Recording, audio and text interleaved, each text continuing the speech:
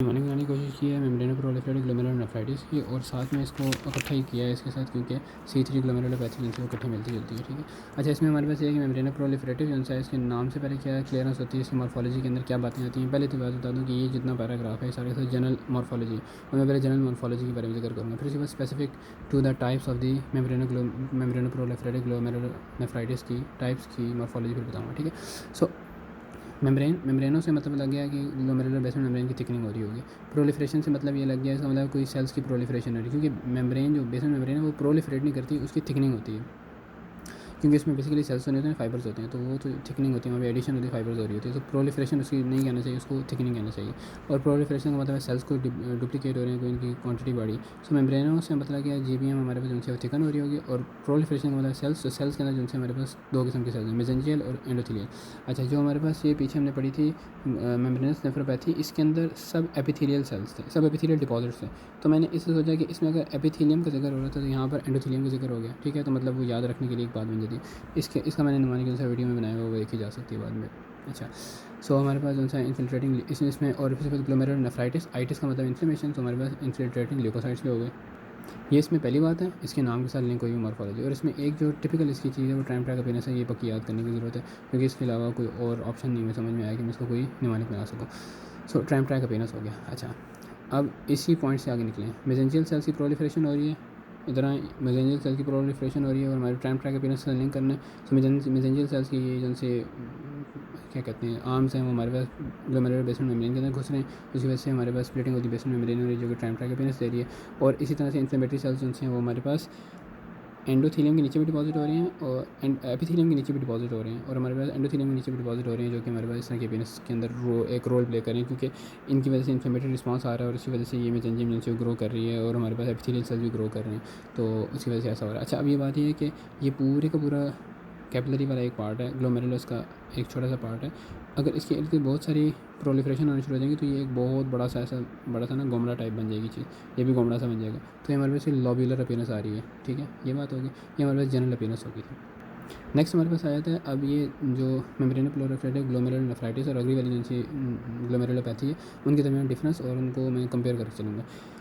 पहले तो टाइप 1 है, टाइप 1 MPGN, इसकी पैथोफिजियोलॉजी क्या है, इसकी पैथोफिजियोलॉजी है एंटीजेंस, या तो एंटीजन जो है हमारे पास वो in situ complex immune complex formation हो रही है, या हमारे एंटीजन एंटीबॉडी कॉम्प्लेक्सेस जो हैं वो सर्कुलेट करते हुए इधर जाके डिपॉजिट हो रही हैं। सो हमारे पास सब एंडोथेलियल डिपॉजिट्स होंगे, जो कि हमारे पास जनरली होते भी हैं इसमें, जैसा कि इसकी हमारे पास मॉर्फोलॉजी में ऊपर नज़र भी आती है कि एंडोथेलियम के सेल्स की प्रोलिफरेशन हो रही थी, तो सब एंडोथेलियल डिपॉजिट्स हमारे पास मिल गए।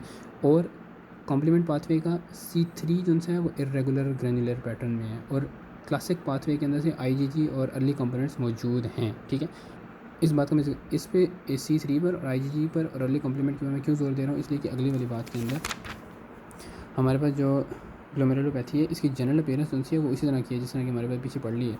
लेकिन इसमें जो डिफरेंस है पिछले वाले से वो ये है कि इसके अंदर C3 की काफ़ी ज़्यादा डिपोजिशन है, जिसमें bright mesangial and glomerular capillary wall staining for the C3 है। और इसके अलावा इसमें IgG और early components of the classical pathway नहीं हैं। ठीक है, ये दो बातें इसमें डिफरेंस होंगी। और तीसरा डिफरेंस जो है उसने पीछे वाले में जिक्र नहीं भी किया था, लेकिन इस ग्लोमेरुलोपैथी के अंदर हमारे पास ये ट्यूबुलर बेसमेंट मेम्ब्रेन तक भी हमारे पास डिपॉजिट्स चले जाते हैं। ठीक है, बस ये 3 डिफरेंसेस हैं जो कि पिछले वाले से हमें यहाँ पर डिफरेंस कर रहे हैं। फिर इसमें इनके दरमियान आपस में डिफरेंस है, क्योंकि C3 ग्लोमेरुलोपैथी जिनसे मज़ीद 2 पार्ट्स में डिवाइड हुई है। एक हमारे पास डेंस डिपॉजिट डिजीज़ के अंदर, और दूसरा जो है वो C3 ग्लोमेरुलोनेफ्राइटिस के अंदर। अब इन दोनों के दरमियान फ़र्क है, इन दोनों के दरमियान फ़र्क ये है कि C3 ग्लोमेरुलोनेफ्राइटिस के अंदर जो सब एंडोथेलियल डिपॉजिट्स हैं वो वैक्सी डिपॉजिट्स हैं। वैक्सी डिपॉजिट्स का मुझे एग्जैक्ट मतलब नहीं पता, लेकिन मेरा ख्याल है कि वो कोई ऐसे डिपॉजिट्स हैं कि छोटे छोटे पैचेस में बहुत सारे ना डिपॉजिट्स होंगे, और जो या मतलब वैक्सी डिपॉजिट या इस तरह का, या शायद इस तरह का पैटर्न है कि पतली सी एक लेयर बैठी हुई है, शायद इस तरह का कोई मतलब है, लेकिन मुझे कंफर्म नहीं है। और जो हमारे पास जो हमारे पास डेंस डिजीज़ है, डेंस डिपॉजिट डिजीज़, उसमें डेंस है ना, तो डेंस का मतलब है कि वहाँ पे डिपोजिशन C3 की बहुत ज़्यादा डेंस होगी, और उसकी वजह से रिबन लाइक अपीयरेंस आएगी। अब इसमें इंपॉर्टेंट क्या बात है कि आपको याद कैसे रहेगा इसमें डिपोजिशन किसकी हो रही है। यार ये डिजीज़ ही C3 ग्लोमेरुलोपैथी है, तो इसमें C3 जो है वो डिपॉजिट होगा। बाकी जो क्लास C3 जो है वो हमारे पास अल्टरनेटिव पाथवे का कंपोनेंट है। सो हमारे पास इसके मतलब इसके हिसाब से हमारे पास क्लासिक पाथवे उसका कंपोनेंट भी जो है हमारे पास एब्सेंट है इसके अंदर, और इसके अलावा जो सा है इम्यून कॉम्प्लेक्सेस जो हैं वो तो यहाँ पर जिक्र ही नहीं करने, क्योंकि यहाँ इम्यून कॉम्प्लेक्सेस की तो पैथोफिजियोलॉजी है ही नहीं। पैथोफिजियोलॉजी इम्यून कॉम्प्लेक्सेस की तो यहाँ पर सिर्फ मिली थी, जिसकी हमारे पास यहाँ डिपॉजिट्स मिल गए थे। और C3 जो है इसमें बहुत कम मिला था और क्लासिक पाथवे इसमें अच्छा मिल गया था। यहाँ पर हमारे पास क्लासिक पाथवे नहीं मिला, हमारे पास अल्टरनेट पाथवे की डिपोजिशन मिली है।